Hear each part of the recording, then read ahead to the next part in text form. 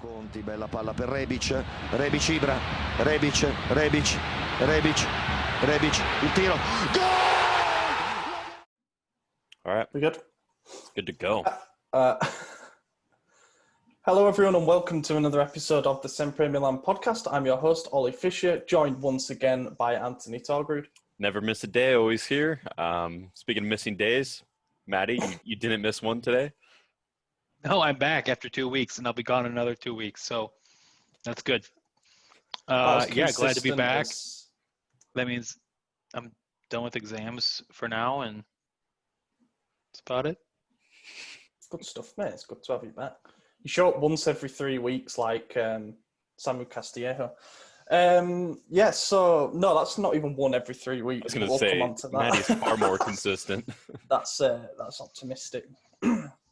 So we haven't got two dubs to recap, but we've got one big one. It almost counts as two. It was such a big game. We were not optimistic going into it, this game. Yeah, and we got slated for it too. Benefit of hindsight, beautiful thing. And it's one of those where happy to be wrong. If you aim low and expect disappointment, then you can't be disappointed, and we certainly weren't disappointed. Just the one game to recap. Sunday night, went to the Stadio San Paolo, or as it's now going to be, the Stadio Diego Maradona. Is that official, or was that just like a thing? Yeah, it seems to be official. I guess we should actually mention it because, a couple of hours before we started recording, news came out that Diego Maradona has died at the age of 60. Cardiac arrest, I think they said it was. Yeah, he had a heart attack following that brain aneurysm surgery last week. He wasn't a healthy man towards the end of his life. Brain aneurysm was last week? I believe so. It was either last week or the week prior. We had just talked about it. Oh, man. Yeah.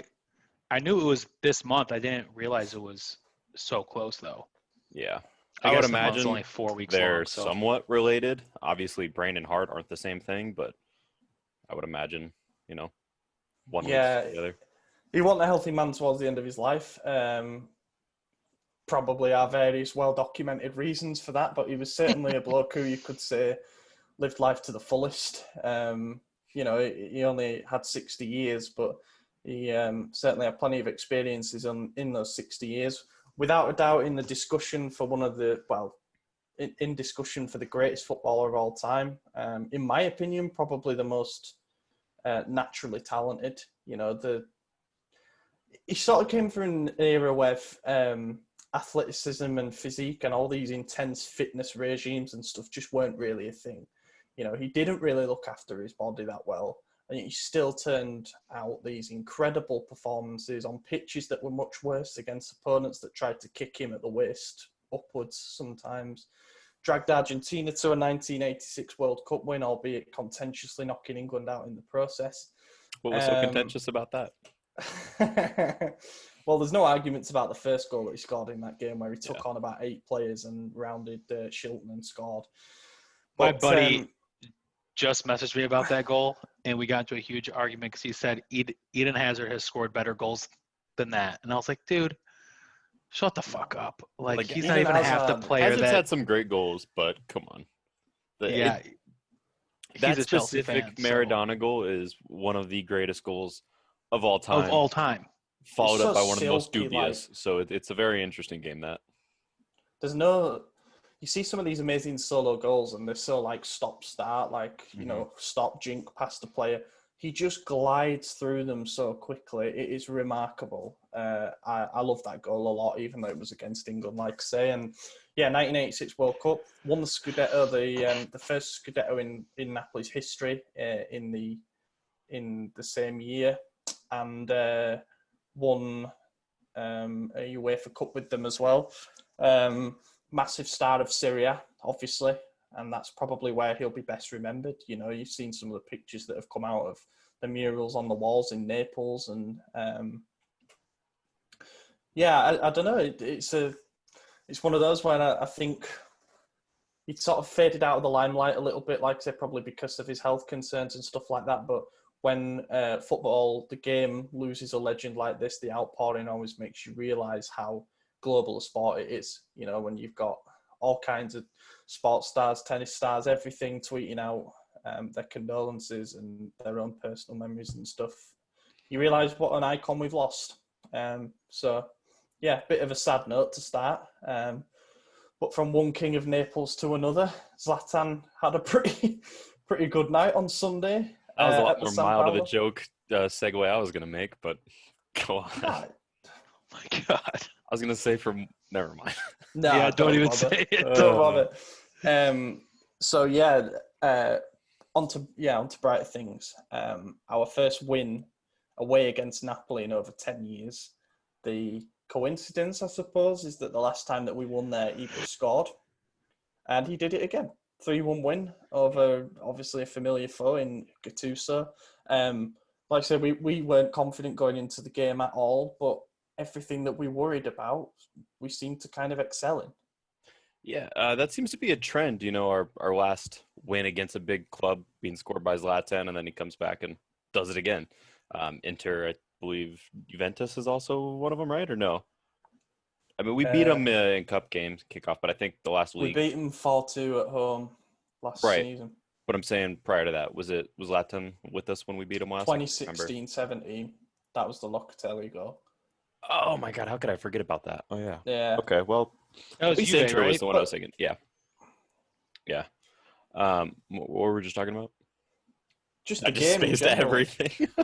Well, I think what it was, I mean, we knew that Osimhen was going to be injured going into it. Yeah, Osimhen was out. That was a big boost. That we discussed that last week.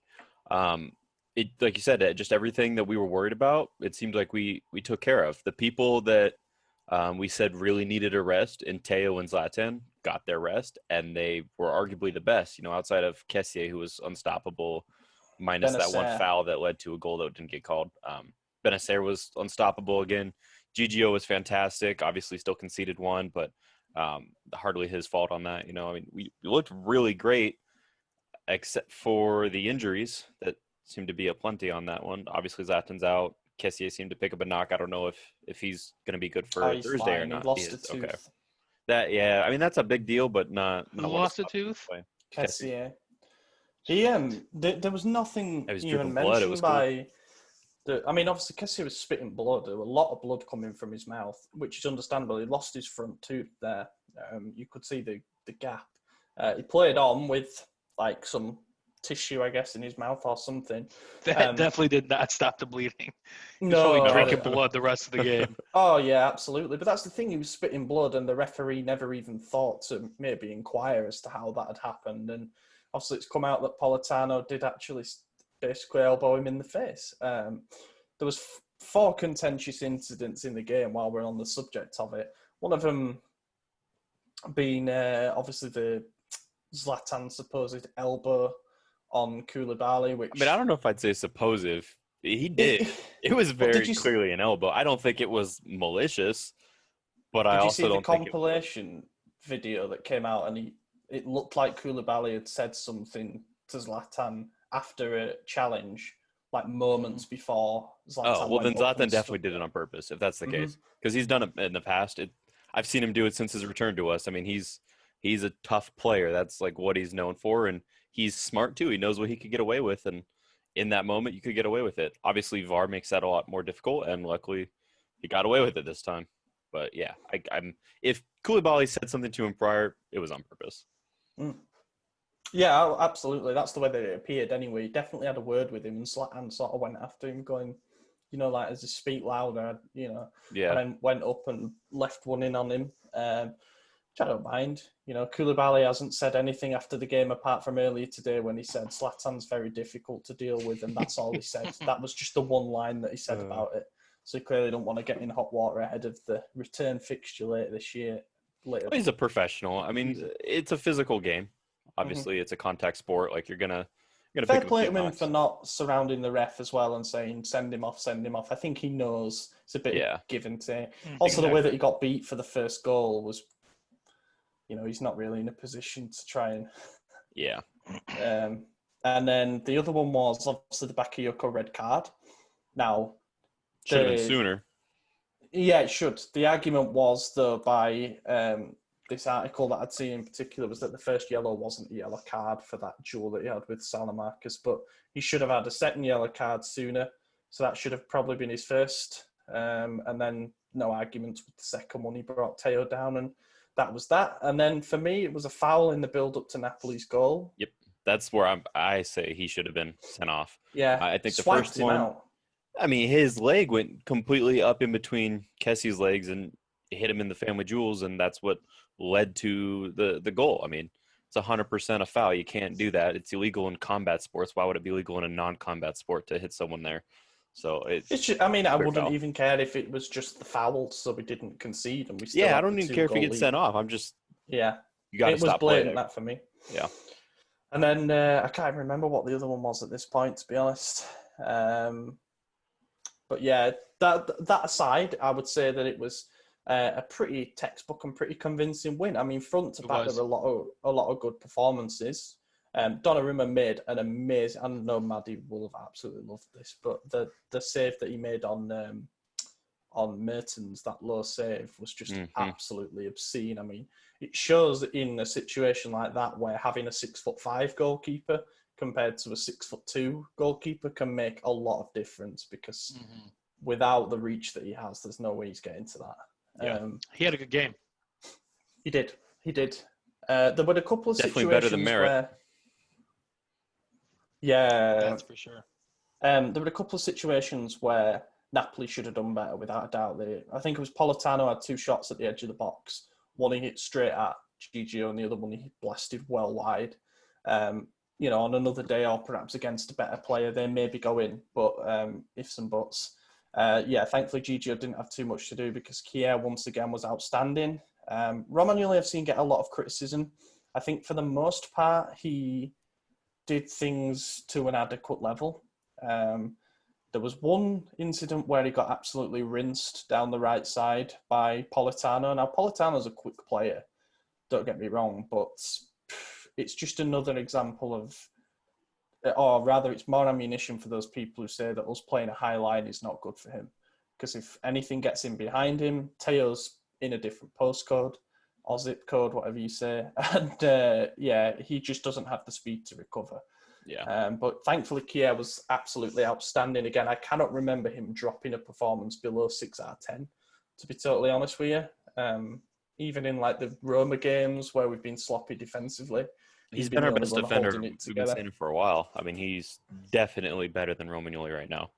100%. And the thing with Romagnoli, now we know, and this perhaps is an indication as to why he's been a little bit shaky since he came back. He's going to miss the game against Lille tomorrow, recorded on Wednesday again, because he's got a little bit of discomfort again in his calf, and it's the same thing that's been bothering him for 3 to 4 months. That's what Sky is saying. So it wouldn't surprise me if we've rushed him back this quick, because Gabia had COVID around the time that he came back. So it wouldn't surprise me if we've rushed him back and he's tweaked it again. And therefore, even when he's running at full speed in games, he isn't really running at full speed in case he twangs his calf again. And that's something we've been saying for a couple of weeks on the podcast as well, is that we don't think he's fully fit, that he was rushed back. So that doesn't surprise me at all. We even said last time that if it was up to us, we wouldn't have played him against Napoli. So blessing in disguise, maybe. I like the way that it's panned out. I never like our players being injured, no matter who it is. But I like the way that it's worked out, because now Gabia has a game against Lille where the pressure's less than that Napoli game. So he kind of gets eased back into it again. He gets up to speed. If Romagnoli's not ready for Fiorentina on Sunday, then Gabia gets another game in the league where he can just get those minutes under the belt again. Whereas if you throw him straight into that high-pressure game against Napoli, who knows, Gabia might have floundered a little bit. So it's worked out okay in that sense. But yeah, Calabria was all right against Napoli. There's one time where he found it difficult that I can remember against Lozano, who again is quick, tricky customer. But other than that, I thought he was solid. Kessie Benacer, as we've mentioned, superb. Another injury problem that we've got to deal with, Salamarcus is going to be out for, I think they're saying a week with a sprained ankle. Wouldn't surprise me if it's more like 2. Like he'll have to sit on the sidelines for a week and then he'll get back into training and back up to speed. But that's a difficult one because, there's already been questions about the right side when both of the natural right wingers are fully fit. So it doesn't really help now that we're forced into either playing Samu or playing a player out of position. Yeah. And obviously we know how important Salamakis is to our tactical setup. So it's not ideal, but if he's going to miss 2 games, I think the 4th game in the Europa League group stages and Fiorentina at home aren't 2 awful games for us to be without him. No disrespect to those. We've seen what Lille are like, but our Europa League group stage, if we get through, will probably be defined on whether we beat Celtic and Sparta, to be totally honest. And that's what I think it is. I mean, and continue with the injuries. Obviously, Zlatan's out for 2 to 3 weeks, missing potentially 9 games. He's aiming for 6, I believe. He wants to come back in December for Parma. They were saying it could be as long as basically him being out for a month, so he would be back in time for the Lazio Sassuolo double header that we have before kind of what I Christmas. was thinking. But those are the 2 games I'm worried about the most. Yeah. Well, he's definitely going to be back for that because he said in the interview that he did with the Swedish press today that he thinks it's nothing serious at all. It'll be 1 or 2 weeks. Yeah, exactly. So that's good. It sounds like a pretty scary stretch, like I said, 9 games, but if he just misses Europa and then the 2 home games against Fiorentina and I forget the next one, but it's not another big team. So, but also really don't rush back. You're 39. Back. We don't need you until Sassuolo and Lazio. But if there's any player I want back as soon as possible, it's him. Mm-hmm. Yeah, but do you want him to rush back and then he gets injured again? I mean, I think the trend that we're seeing is he's going to be injured every 5 to 6 games anyway. So it is what it is at this point. If we don't manage his workload, that's the way that it's going to be. He said himself in this interview, it's on the side we've translated it. I would recommend reading it because it's very honest. He did the post-game interview after Hellas where he was quite honest and said, "I'm not what I used to be. I'm giving away penalty duties, all that stuff." This was similarly honest where he says, as much as I'd love to be able to contribute at both ends of the pitch and be able to run about for 90 minutes, I know I can't do it anymore. So I kind of have to manage my bursts of energy, which we all kind of knew anyway, but he's admitting that he is not invincible. And that's good because he knows he has to adapt. I was scared of him being not reckless, but just being like... But just trying 100%. I'm Zlatan, I'm going to play this game, and it could end up... But he knows, he knows he's 39. That's the bottom line. I did a bit of research into it. So basically for a hamstring, you've got 3 grades of tear, 1, 2 and 3. Grade 2 and 3 are pretty bad. You're looking at a few weeks out. Grade 1, you're looking at a few days of sitting out, and then you can come back. So that suggests to me he's got a grade 1. Yeah, I would say so too. Not bad. Because when it happened, I thought he just cramped up. And he ran back 90 yards to defend the corner. So, and if it's a high grade tear, you're not getting up. No, you're not. You're staying down. That's why he's also Zlatan. Yeah, if anyone's got the adrenaline to push through it, it's him. You probably could do it, but it'd be remarkably uncomfortable. Yeah. And he did collapse in a heap, which wasn't good to see. But I think that was more a case of him game managing, first of all, because we had a delicate lead, but then also him being like, I ain't doing any more damage to this, just get me off. Yeah, exactly. So, yeah, we're without him for, let's say, a couple of weeks, but it's going to be 3 games, basically. Well, and I genuinely don't even know if it's going to be a couple of weeks. They said after the initial test that they were going to do follow-up tests within 10 days. I would not be shocked if after that 10 days, they're like, you're good to go. And he comes... He wasn't expected to come in by the sounds of it for training today, but he showed up to Milanello to do sort of personal therapy to begin his own. Of course he did. It's not rehab, but you know what I mean. His program, which shows again remarkable professionalism, aiming to be back probably at the end of the 10 days, like you say. But the thing is, the 3 games that we have. Basically, if it is 10 days, the game that he'd be rushing back for is Sparta Prague in the Europa League. So don't rush him back for that. He doesn't need to. You just give him those extra couple of days. Mm-hmm. I could see him possibly making an appearance against Sampdoria and then sitting out against Sparta. Yeah, Samp is the game that they're saying now that he's going to target. So yeah.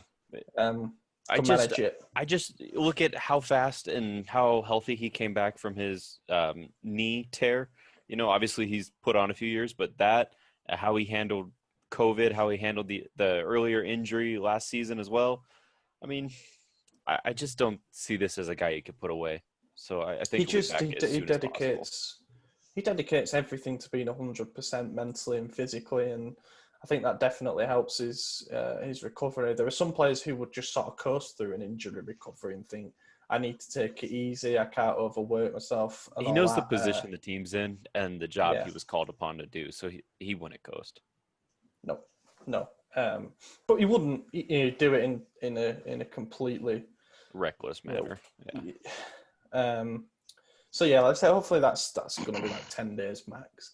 And then what else do we have? Rebic was, people were kind of hating on him for the first half, but I personally thought he does a job. Sometimes Rebic can look like he's not affecting the game at all. But if you notice, in those moments where it looks like Rebic is taking a backseat, Teo is obviously is often simultaneously having a really good game, and that's what seemed to happen. Like Teo will look back to his best. Yeah, people say he had fatigue and stuff like that. Well, he had the full international break to recharge, if that was the case, and he did look, back to his optimum levels. He was driving on these 50-yard runs. Twice he did it and got brought down. Just looked really good. And then Rebic got the assist for Zlatan's second goal. Amazing work on that, which I think has gone under the radar a little bit, to, first of all, find some space to receive the pass, and then to sort of dribble the way he did to buy time, but not to invite the tackle. And then when the moment was right, inch-perfect cross, back post, 2-0. Fairly straightforward. We're shitting it a bit when they got it back to 2-1, because obviously we know what it's like to be 2-0 up at Napoli and lose 3-2. We did it on the opening game of last season. 18-19. Yes, 18-19, sorry. The thick stripes, yeah. And that was a massive disappointment. But then the Bakayoko red card kind of stifled any momentum that they had going. And then a really nice moment for Jens Petter Hauge at the end. Scored a very nice goal. Yeah, okay, it was the 90 plus whatever minute. Yes, we had a man advantage. Yes, it was a counter-attack, but Kostas Manolis is one of the best centre-backs in Serie A over the last few years, and he absolutely sent him to the shops. Like, he sold him twice on a dummy. He sent him one way and then made him fall over by going the other. And that finish, I know it went in off merit, but beautiful. It was the only way you could have beaten him, was by lifting it over his body, and absolutely delighted for him. Obviously, it feels like he's a personal friend of the show or whatever, because but I spoke to Papa Hauge after the game, and he was absolutely buzzing, as you can imagine. They're watching every game now, which is great. We recruited fans from quite a Norwegian fan club by the sounds of it, so the more opportunities that he gets, the better. And I think he is going to get opportunities, because we've got Leao, Ibra and Salamanca's out, which has a bit of a knock-on, because Rebic now moves to centre forward. Leao can't step in at left wing, so Hauge looks like he's going to get a start against Lille tomorrow night. So how are we going to line up, do you think? I'll get the Sky lineup up. I'll guess it while you look it up. Donnarumma, it's going to be Dallo, Kier, Gabia, Teo. It's going to be probably Kessie Benacer still, and then Samu, Hakan, JPH, and Rebic up top. Oh, you won off. Apparently, it's going to be Tonali Benacer. Okay. Yeah, because Kessie's got the tooth. Oh, that makes sense. Yeah, he did have emergency dental work, so I do wonder if he'll still be under. I wonder if he picked the tooth up on the ground, or if he's going to have like a nice gold one or something. He'd probably not get a gold tooth. I know, but that'd be fucking awesome. It's 2020. He could just get a normal one. It'd be like Pirate, though, wouldn't it, if he walked around without a tooth in? Yeah. That'd be kind of badass. Yeah. They also make him so you can like switch it up and down. Yeah. They haven't said that he's not available for selection, but there is a genuine chance that if he had an emergency dental operation, that he'll have been feeling the effects of anaesthetic for a day afterwards. So I'm sure he'd be fine by now. Well, when did he have it? I feel like he would have had it probably Monday morning. I'm sure he's fine. Yeah, but he's been rested anyway by the sounds of it. That's if they've got it right. But it's Sky, Milan News, Calcium Macau all saying it. But I kind of like that lineup. We're forced into it. The only thing I would say is to have probably Brahim on the right instead of Castillejo. However, I think we're banking on Brahim being a bit of an impact sub. Yeah, he's going to take over for Hakan, I think, late game. Yeah, possibly. I think there will have been a temptation, without a doubt, to play Brahim on the left and Hauger on the right, because that seems like a bit of a more natural fit than Crowbar and Brahim on the right. But that's probably the best with what we can do at the moment. And I'm glad that Tonali will get another game. The reason being, I know he had a shocker in the first game against Lille, but no Renato Sanchez this time. He's out injured, so that's good news. It gives him a bit of a better chance. It's Boubakary Soumare instead, but Not he good doesn't. news. He doesn't run forward as much though. He's more defensive minded. I don't think he'll be having many physical battles with him. But yeah, I don't know. I don't know how I feel going into the game. Obviously, we got wiped the floor with in the first game. Yeah, we did. I think it's going to be almost just as bad. But I'm kind of excited that we get to watch AC Milan on Thanksgiving, so that's kind of cool. I'm not. I'm trying to have a good holiday. This is the one game that I'm like, yeah, it's not good. Yeah, but it's still nice to watch them. Yeah. I mean, it'll be nice to watch. I hope we pull it off, though. I'm not counting on much, but the bottom line is, I think if we lose this game, we're not gonna get first place anymore in the group. However, with the lottery that the Europa League is, I think you just need to get through and then see what draw you get. But even if we lose this game, worst case scenario, I think it's still in our hands. We just have to avoid defeat against Celtic and Sparta Prague, really. It's that simple. We set ourselves up with those first two results in a way. Yeah. And then Celtic losing to Sparta Prague did them no good because all of a sudden our main competitor dropped points. And yeah, it worked out okay so far. But obviously a win would have us with a very strong foot into the knockouts, as we know now. Do you guys think that, sorry for interrupting your thought, starting Castillejo in the middle and Rebic on the wing would be better than Rebic in the middle?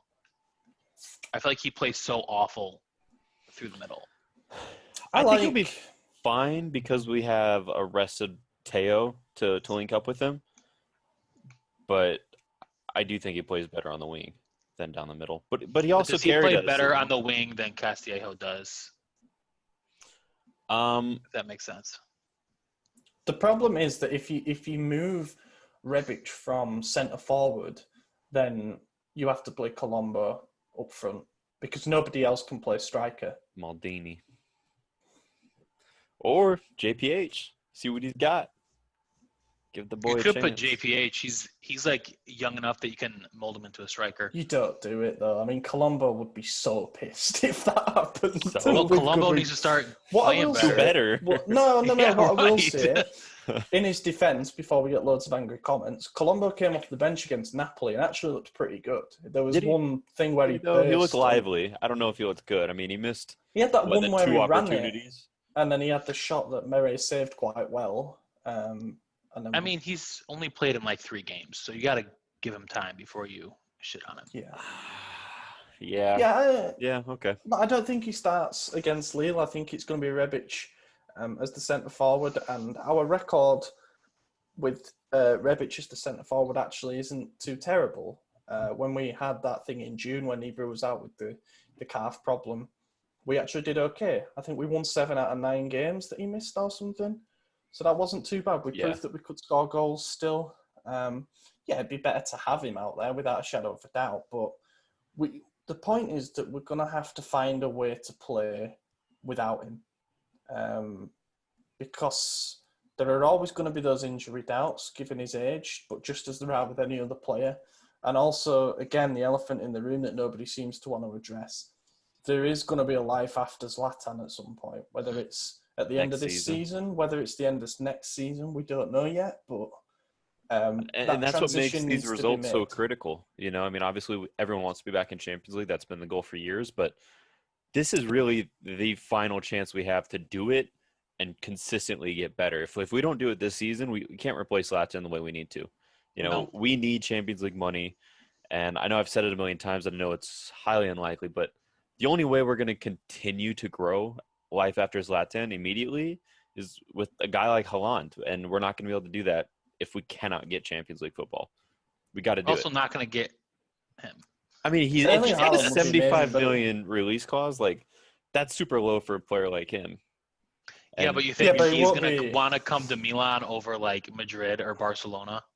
Dortmund will sell No. him at some point because Yeah. Dortmund sell. That's the way they work. You know, they're a production Right. line in a way. We'll probably the go to same's Bayern going to happen Munich. with Sancho, and they're going to find two players we've never heard of who are going to replace them both very, very well because that's what and they're going to Dortmund kill do. it. But the question becomes, first of all, which clubs have the money to trigger that release clause after this pandemic? I think the list is very, very short. And then it's going We to are be one of where... them. Yeah, I think we're one of them. If we get Champions League. No, we probably have the money, but it's whether financial fair play will allow it. Because we're in a position where if we qualify for European competition again, in October next year, we're going to have to negotiate a new settlement agreement with UEFA over FFP.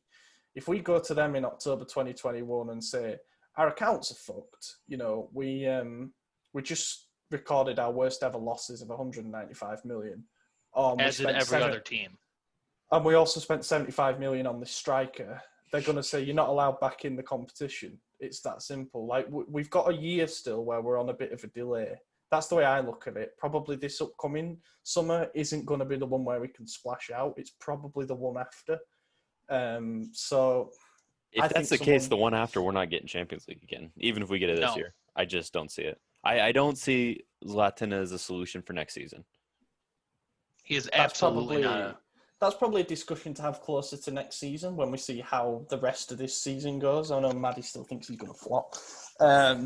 But yeah. I think he's going to continue to be the greatest player of all time this year up until the last day. And then there's just ACL. So much time. Like, there's only a very small window where you could continue that mythical godlike form that he's in.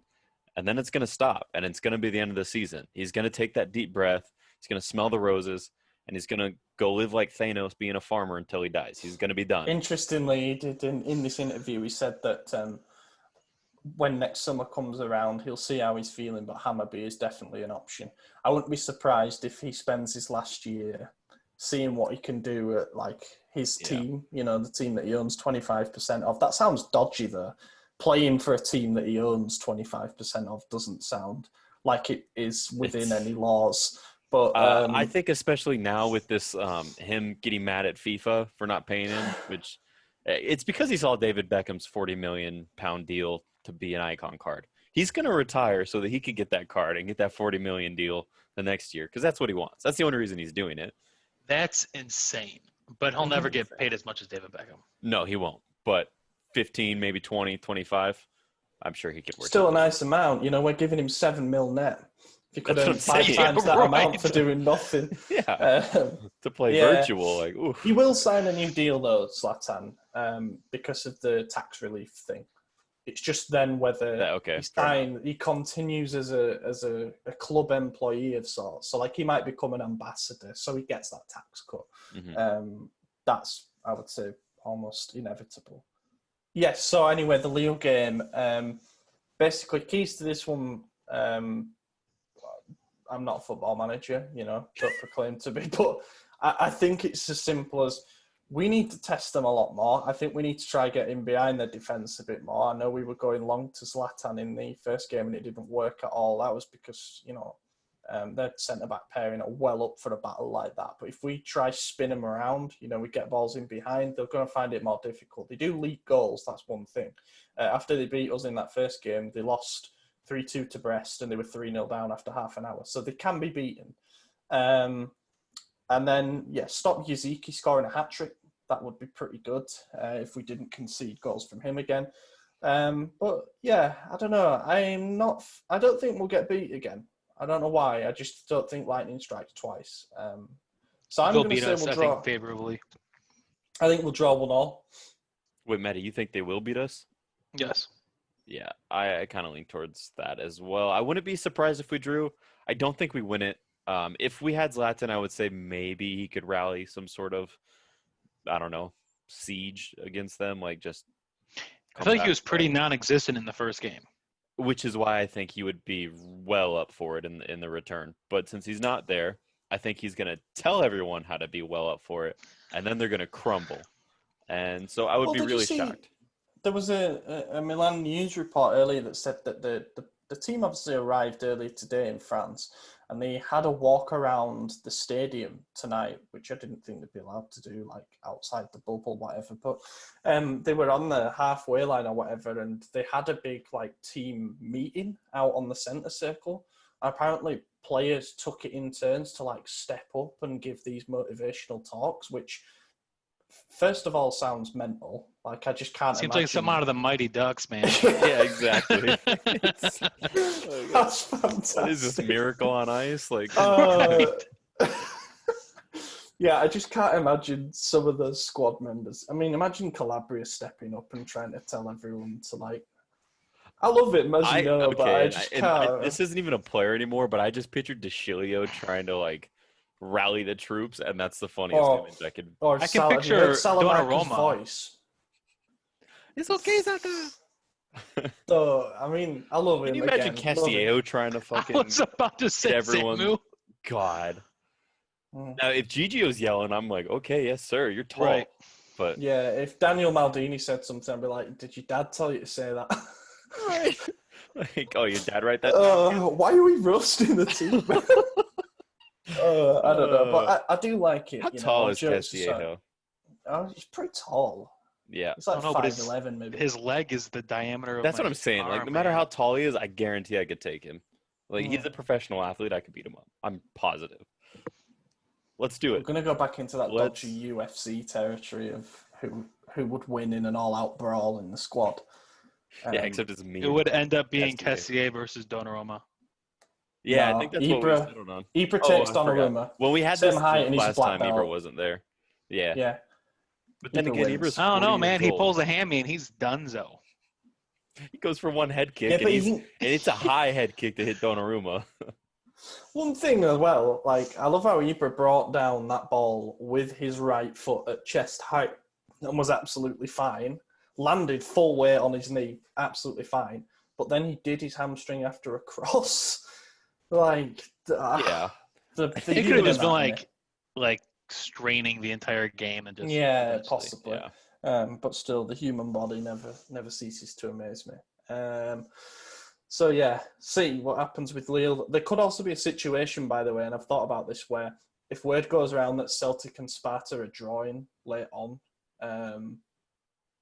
Lille and Milan could settle for a draw because they know it would benefit both teams. Like, they'd both be pretty safe if that were to happen. I know you can't do that kind of thing. I don't think that's going to happen. But speaking of dodgy shit, well, it's not even really dodgy, but I heard Ludogorets might not have enough players to field tomorrow against Spurs. So Spurs might get a free win out of it. Hey, it doesn't matter. I mean, it's big for Spurs because that group right now, it's like they have 6, 2 teams have 6, and Ludogorets has 0. So, like, it would be due to COVID or just? I think a combination of, like, COVID and injury. Yeah, that's wild. And then we got another game to preview, which I nearly forgot about, but Fiorentina at home on Sunday. Now, we had Chloe Beresford on earlier in the season. We were sort of saying we don't really know what to make out of Fiorentina this season. I think we all agreed that, like, Beppe Accini was not the coach to take them forward, and of course they've sacked him not long into the season, brought back Cesare Prandelli, which to me, loads of people saw it as quite a good romantic reunion kind of thing, because obviously he was there years ago. But I was like, why would you? I don't see the logic when there's better coaches available. Like, Sarri would have gone there and got them playing not beautiful football, but effective. They would have picked up. He probably would have won more than 2 games. Yeah, you know? I mean, sure. Fiorentina's always been that club who plays like they're battling relegation, but somehow is always mid-table. And last season, they almost got relegated. Yeah. Well, they were comfortable. They're in 15th right now. They're 3 clear. So they're a game outside of relegation right now. Granted, Torino can't win to save their life either, so they might be fine. It's the same problems, though. I mean, 10 goals scored after 8 games with the attacking firepower that they have. You know, the likes of Ribery, Castrovilli. Obviously, they sold Chiesa, but after he played a couple of games. Kouame. They should be better. You know, On they paper, should they're a be better doing team better. than they are, but they're just not. They're just, I don't know. I You look at you're not good. their first choice starting 11. I look at it player for player, and I think you should definitely be in and around the Hellas Verona level of like 8th, 7th, 8th. They could push up there, basically, between there and mid-table. And they're not. They're probably going to be in the lower third again. And that's unless Prandelli If pulls they something were out of the to bag. never go up or down from 15th right now where they're currently at, I would not be shocked. If they finish the season 15th, I mean, that's I just don't think Something needs to Fiorentina have a good happen squad. there. And I find it funny because Rocco Commisso came in, obviously tried to buy Milan, but he came in and gave it the big one, and he was sort of saying all these big plans that he has for Fiorentina, the passion that he has for the fan base and stuff. We're going to build a new stadium. We're going to get new sponsors. And basically, since all of that, he's come out and said, well, we can't spend anything. We're losing loads and loads of money, which every club is because of COVID. We're just going to kind of have to make do with what we've got. And what they've got appears to not actually be that great. So they're holding the horses on that whole seems project. to be a Is trend Ribery with still on the new team? owners. Yeah. Bonaventura, of course, will be coming back. Bum. But he might He's be not a injured, bum. apparently. Him and Ribery might both be injured, which Ribery is a big deal because he will always look to prove a point against us. Yeah. I think, because he nearly signed for us. We were in talks with him. And then, I don't know. San Siro, but it's an early kickoff on Sunday. Oh, sorry, it's 2:30 on Sunday. So it's not the lunchtime, but it's that weird middle slot. I don't think it's going to be a rout because I don't think we're going to absolutely hammer any teams without Zlatan. But I think we'll win 2-0. Game for me. Was it noon? It's 7 11? a.m. for me. It'll be 9 a.m. for you. Oh, It's, wow. My time zones are way off. Yeah. I think it'll be like 9 9 a.m. is not bad. 9 a.m. Yeah. Ooh, and we play at 1 on tomorrow. That's nice. 10:55 for me. That's not bad. Yeah. So I think we'll win. But I don't think we'll hammer them. Like I said, I don't think we're going to hammer any teams without Zlatan and with the couple of injuries that we have. So I'll say 2-0. I'm going to say 3-0. Yeah, I was going to go 3-1 actually, but 3-0 sounds better. Yeah, fingers crossed. I mean, to recap, two wins next week would be huge because it just means the train keeps moving. But I think see. did Fiorentina out of Champions League today? Are they officially they're out? almost. They need a weird combination of results. They're pretty much done. It's going to be Real and Borussia, I think. They have to beat Mönchengladbach away, and it doesn't look good at the moment. Yeah, it's not going to happen. And then they have to hope for some other weird combination of results. Conte Madrid have to lose. We said it so many times, but Conte has this knack now of building something over a year and then burning it to the ground himself. Spalletti does the same. He tends to do it over 2 or 3 years.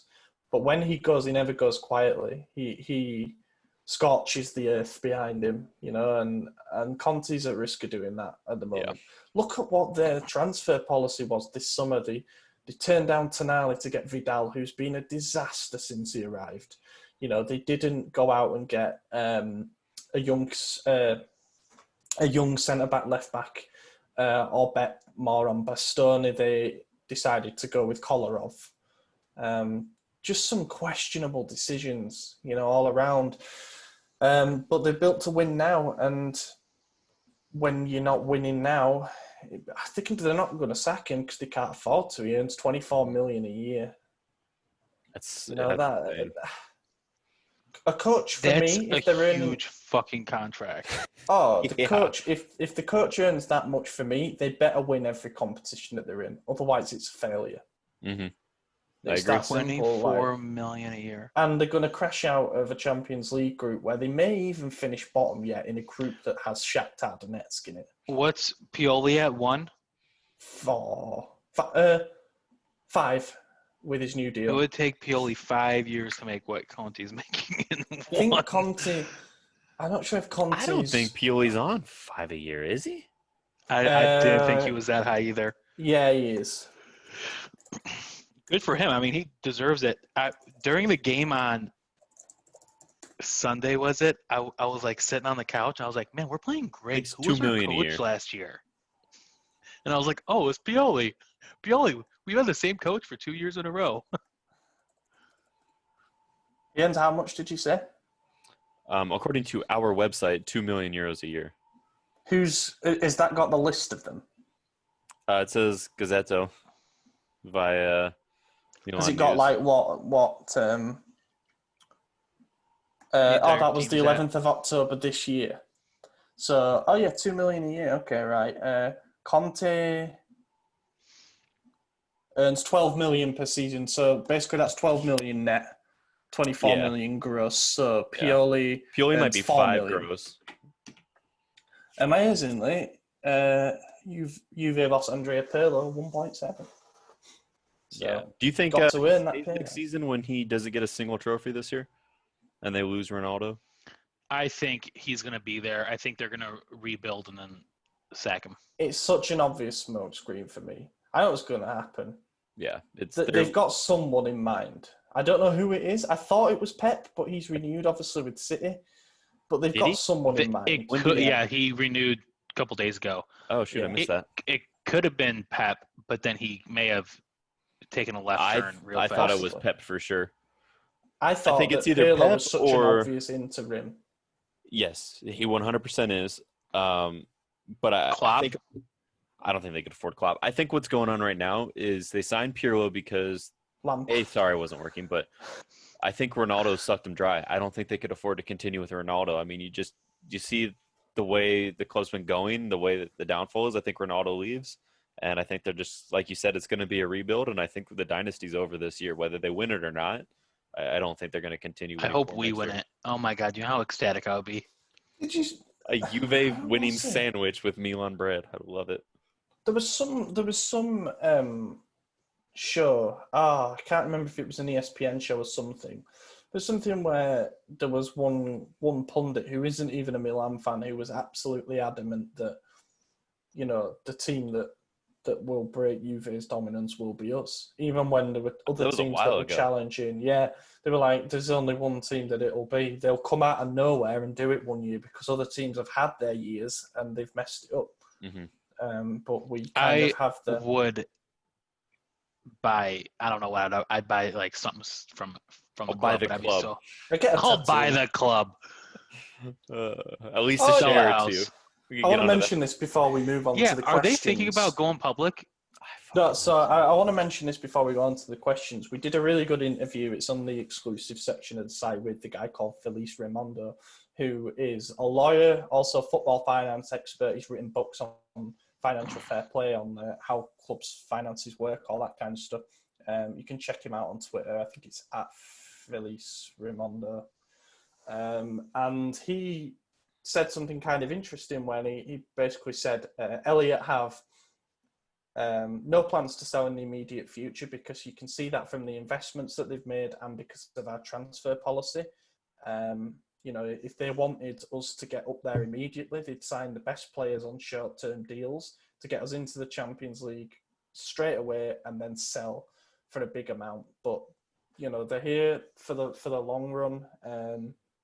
Certainly the medium long run, but then when it comes to selling the club, he sees that there is no, because Elliot owned 97% of the shares. Yeah.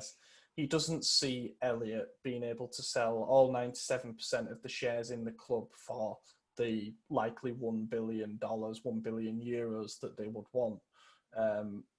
It's probably going to be a long time before anyone pays $1 billion for any football club, just because of the world that we're in. You know, the revenues don't stack up for a club to be worth that much. But Elliot are going to want their money back. It's natural. It's the way that they work. So that was a solution that was suggested because the Singer family, because Elliot as a fund, obviously so well acquainted with the New York Stock Exchange that they could, they could bang us on the stock exchange. Float us on there, sell shares, so anyone would be able to. 4. It's also a very good way of... I don't know what the price will be, but I will buy as many as I possibly can. Well, it's not impressive. I just want like the little letter that says, thanks for Exactly. purchasing stock in AC Milan. Frame it and put it on the shelf. Matt Ross. Just dream come true. I will peek Um, my It's not unprecedented. For example, Man United and Borussia Dortmund are on there. What's in fact, let me have a look United now. selling for? I'm having a look now. I've got the app open. My shares at the moment are doing really, really well. I'm way up on them. We've had a bit of a mini recovery. So you can buy shares in Man United for pretty cheap. It's $16 a share at the moment. So at that price, I'd buy way more than 4. That's what I'm saying. Like, I'll buy a lot. Well, it's interesting as well because the whole premise, I suppose, of putting a football club on the stock market is that you allow investors, or rather you allow the market to determine what the club's true value is. Based on the demand for shares at whatever price they're at. The market kind of sorts itself out. But So I think... I wonder how it goes up and down. Like, if we win the Champions League, will the shares skyrocket? Yeah. Or is like, question. if we lose It's to very Juve in rarely- a Thriller, is it going to go down $3? Like what? I don't don't think know, people it's weird buy it because for. It's to very determine, rarely linked to sporting performance. Because if you look at Man United's share history, there's not really any correlation between, when they're doing well and the share price being really high. It's often to do with like transfer business. That makes sense. If you sign a big player, then it's a sign that the ownership group has a lot of liquidity, and it's meant to be like a gesture of solidarity. But also it depends on all sorts of stuff like the issuing of new shares. You can get raised or lowered in terms of share price category as well, which can affect where you sit on the market. It is quite interesting, and we might have to do it as a separate feature if it becomes a realistic thing. But, American funds, singers know the New York Stock Exchange well. Wouldn't surprise me. What was United at? $16? Yeah, 16. I think Don't Roma... buy any United shares. No, I won't. I'm just in my head like. Well, it would be a good I'm time doing to math. do it. You have like a because- budget. You're like, how many Milan shares can I Yeah, buy? literally. That's what I was thinking. I was like, okay, 250 be $4 I'll grand. show you Like, maybe over the last year. Can you see where United were pre-COVID? No. Oh, is that not working? No. Can you see the big red I spike? could see me. Oh yeah. And it's gone Oh down. yeah, I can see you So- too, AJ. Yeah, like I see my reflection in your phone. So now might be a good time to buy in theory, because it's never been lower. It's never been easier to buy shares in a football And club. I bet we start lower than them. I mean, they're the most popular brand. Oh, of course we will. And when fans come back and when revenues start to rise again, that's when you'll see the share price start to rise. But do you sell? obvious Do you want to reasons. make money off your team, or do you just want to own your team? Exactly. I want to own my team and I want to buy cheap. Yeah, right. You own fuck all, really. Let's be honest. Yeah, absolutely. But I I'm guarantee sorry, I'm having the I boys own- over to have a few drinks. I'm telling them I bought the club. I know exactly. Like, Maddie gets it. Proud. We're going to be smoking some meats. No. It's a Having a few power Carl- move. Yes. What, Do you for own some- shares for in some AC sweet Milan? baby I Rays? don't think so.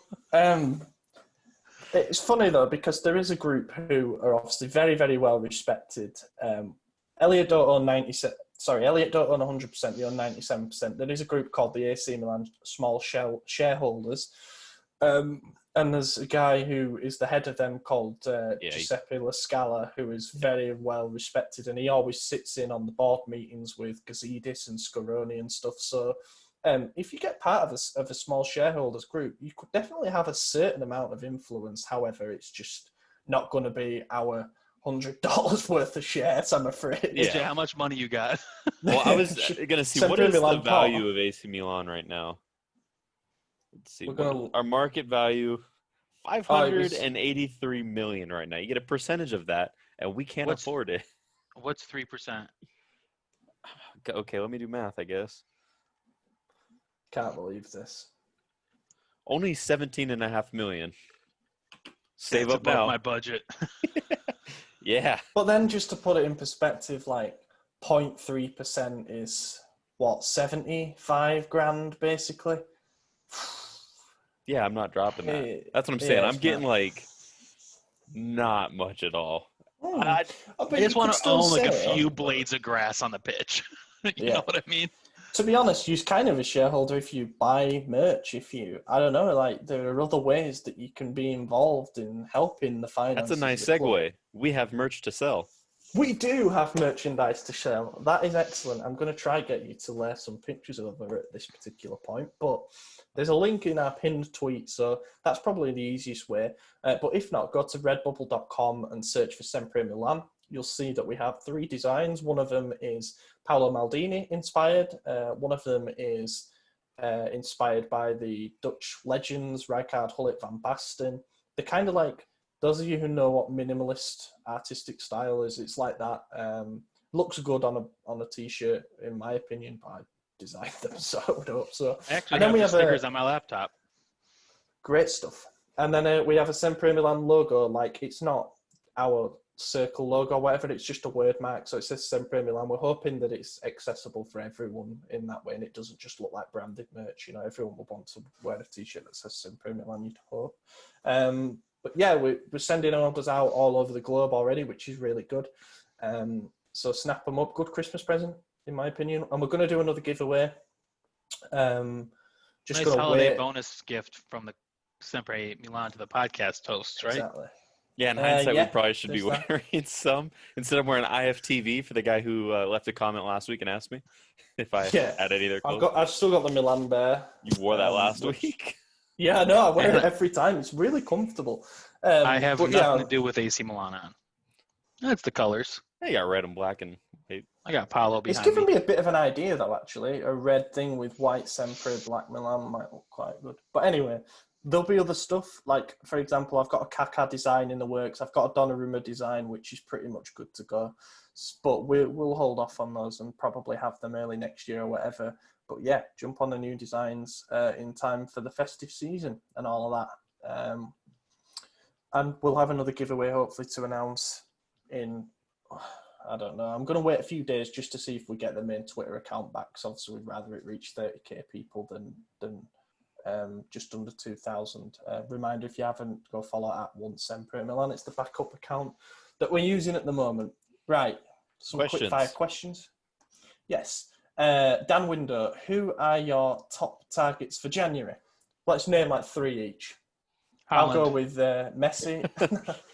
Messi, Ronaldo, Neymar, and Mbappe. Okay. Maybe out of the players that we've been linked. I'll go with Daniel Marlon. I like him. I think we need a new striker. It'd be great to get someone in with good potential who could learn alongside Ibra. So someone like him would be good. Milenkovic would be fantastic if we could get that on a favourable deal, like a loan with obligation to buy or whatever. And I would like another midfielder if we were to sell Krunic or whatever, which we'll come on to. But I don't know who that would be, but I said him last week. Imran Loser is having a really good season. We were linked with him, plays in Liga, so he'd be pretty good and pretty cheap. Yeah, I'd say main target, right wing, Dalvin. Milinkovic, I'm going to copy there. And definitely another striker. I also like Malin. Don't know if that's who I would go for, though. I don't really have a name right now, but my main target would be Dalvin. Yeah. I don't know anyone we're linked with. I've been out of the loop, but Jovic, are we linked with him still? Yeah, we were linked today. I take him because I'm pretty sure Madrid are just done. So we could probably get a loan with option to buy or obligation after like a 2-year loaners. Him and Rebic can link back up.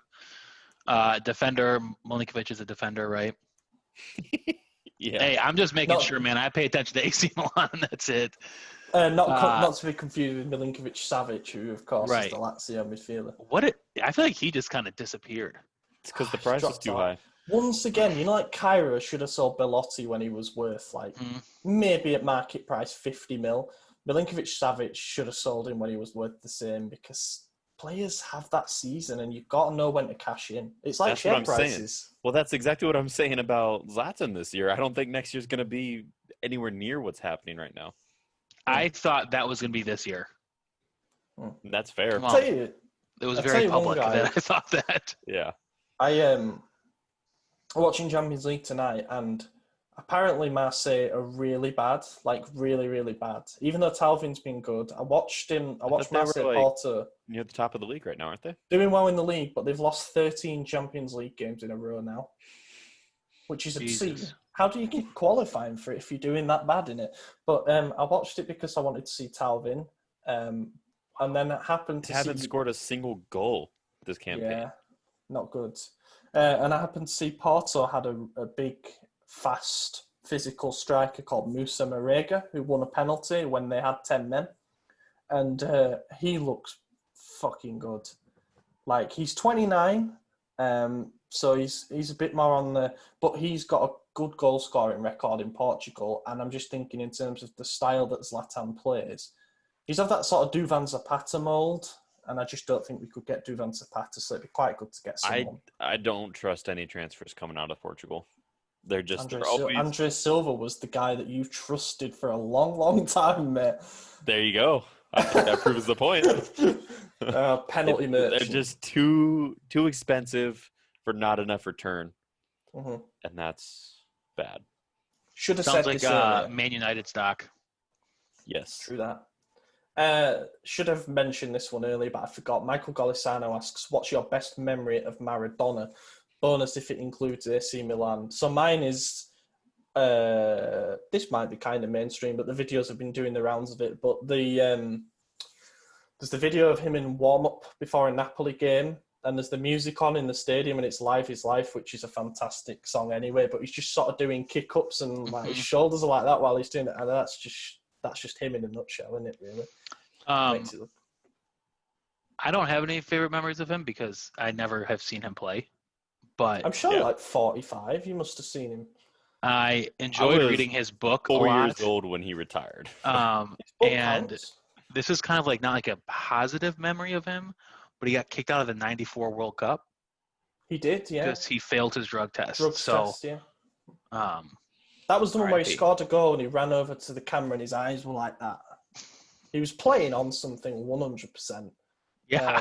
Can't libel the dead, so we're all right to say that. Oh So my fucked up. God. But you can't. It's been 5 hours. Yeah, AJ, have you got a memory? I don't. I really don't. Yeah. Probably just a bit before our time, to be fair. Yeah. But yeah. We talked about his wonder goal. How that He's was not fantastic. particularly well regarded in England either, but anyway. Yeah. Ev Morris says, I've heard Ollie has quite the collection of Milan shirts. What have been your favourite Milan kits? I do. Shamelessly, I have like over 40 now. I've got every home shirt back to the mid-90s. Some in better condition than others, some with names on, some without. Few like all the way shirts. Got a match issue one from the mid-80s, which is one of my prized possessions. In terms of favourite ones, I always like when we have the thinner stripes. Probably my all-time favourite Milan shirt is one that Rivera wore when we had the really thin stripes and it had like the Coppa Italia logo. That was it. No sponsor, no manufacturer. That was it. It was basically a plain red and black striped T-shirt. In terms of recent times, I really like the 11-12 shirt when Ibra was here the first time. The thin I like stripes. my final Adidas shirt. It was thick That stripe, was good. but Yeah. it was just nice that it returned to the real logo as opposed to. Yeah. I think Puma's done a great job, though. You know, I do like shirts. I didn't care for this one until I got Mike Hertz's home jersey, and then I was like, "Oh, this is kind of nice in person." I like the blue one a lot. Oddly, I love the blue one, man. I bought that one obviously real quick with Tonell, and then I got Zlatan on the home shirt. I'll probably buy the blue one eventually. I think I'm going to get the away shirt because having seen it in person, it doesn't look as bad. It doesn't look as offensive in person. But it's not great. I know you don't like it, Ollie, but I love next season's the league. Oh, I love it. I thought you didn't like it because it's not real white. I love the. Oh no, I love the fact that it's off white. Like, is that the one with like the city map on it? Yeah, that looks that's amazing. cool. Search for that if you haven't seen it. It looks incredible. Yeah. I like that Puma are doing City-inspired stuff for most of their teams. Like they did it with Man City this season with like that pattern on each shirt. Well, they did it for us this season too. Yes, they did. Must have forgotten. Yeah. It was but it was tedious link. Like, oh, we're going to do Windows 95 tiles because it looks like the windows of a museum. it's not the same the as a oldest city map. mall in the world, isn't it? I think the Gallery of city map Victoria, is yeah. much more like, oh, that's the map of. Well, Milan yeah, and I mean, seeing of course, you're gonna know that as opposed to like recognizing. I think these are the tiles in that mall. Like, but still, it's something that the people of the city will immediately recognize. Like, wow, that's us. You know, it's not meant for the rest of the world. Colorado Rapids, for those of you who don't know, they're an MLS team. Years ago, they had one of their shirts had every season ticket holder's name printed on it. Yeah, my local does that every year, actually. Yeah. Oh, we did that. Huddersfield did that as a charity shirt. You had to like donate $5 to charity or whatever, and then your name was on the shirt. And someone did Mike Oxlong, and it ruined the whole shirt because straight front middle was this Mike Oxlong. Absolutely superb. Honest to God, my grandma bought the shirt. I love it. Anyway, Morris's second question. I know they haven't done it again, by the way. I know. Just picture Oliver's grandma wearing the shirt that says "Oxlong." Just like, have you seen this? Poor Susan. I didn't have to explain it. I know we focus on who we should purchase in January, but who should we try to sell, and what would be a good price for those players? Castillejo free. Get rid of him out the door. Conti. Castillejo and Conti for a combined 20 mil would be a nice. Tatarusanu. I know we just. I would also get Romagnoli stock back up and offload him. I don't think it's a terrible idea, but I don't think it'll happen. No. I would sell Krunic if an offer around about the 10 mil mark came in. I don't see he doesn't fit. He's somewhere in between being a holding mid, and I'm not convinced by him as an attacking mid, even though he's played there for Bosnia. I would take even money, 8 mil. That's what we brought him in for, I think, right? I'd also sell Maldini. I wouldn't. Cash in on the name. He's staying no matter how bad he is. Yeah, I know. We're waiting until he breeds and hopefully has a better son just to carry on the family name. Michael Gollis, I've asked that one. Known as Aziz Octavio one. What do you think about playing Hauger Diaz or Maldini Jr. on the right side instead of Samu until we get started? Forgot about Diaz. Yeah, I'd play literally any of them. Yeah, over Castillejo, to be honest. Probably not Maldini, actually. I just don't think he's ready, and I feel like if we keep throwing him into bad situations, like we're playing him up front on his own, he ain't going to succeed and develop in useless situations like that. You know, you've got to put him in the right game. Hey, if he has Maldini on his jersey, he's going to have to come up with some wonderful, just one-time things. Is it too late to convert him to be a backup left-back? That's my question. Ibrahim Umar asks, can you shed any more light on Milan's pursuit of Icardi? So Tiziano Crudeli, who you'll know as the man who shouts when Milan score on 7 goals, he's considered to be like a bit of a... He knows people at the club, basically. He's like Carlo Pellegatti, he's a well-regarded journalist, blah, blah, blah. He's adamant that Wanda Icardi is trying to get Mauro back to Milan and wants him to sign for us. He ain't getting much game time at PSG because he's got a knee injury at the moment. And also he was out of favour under Tuchel anyway. Could it be that, you know, I don't know. He's like a cancer in the locker room, though. I would have taken him before Zlatan arrived, but different profiles. It doesn't make sense. I don't know. He's like he can score goals. He's good. In Serie A, he's a goal scorer that was sort of up there with your Immobiles. And I don't know. I would rather us take a punt on spending, let's say, 30 mil fee, which it would probably take on like Belotti.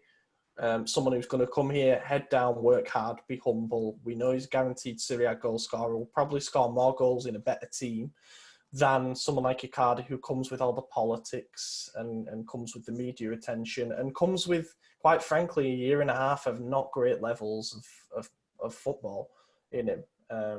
That's going to be I don't know. It's too early to call on that. Final question, Eli Matthew. What's more important, January purchase, a centre-back or Ibra's deputy? Centre-back. Ibra's deputy. We don't have time to really elaborate, so yeah, you gotta go. I had to think about it. Yeah, anyway, that's it. Cautious of time. What was your answer? He said Ibra. Ibra Deputy. Okay. I've been your host, Ollie Fisher. You can find me on Twitter at Ollie Fisher. If you're wondering why we're rushing, it's because we've got less than a minute left on the Zoom call. Been joined by Anthony Torgrid. Yeah, it's been a fun one. Been a blast. Tour 45. Over to Edward _ Toth. Been good to be back.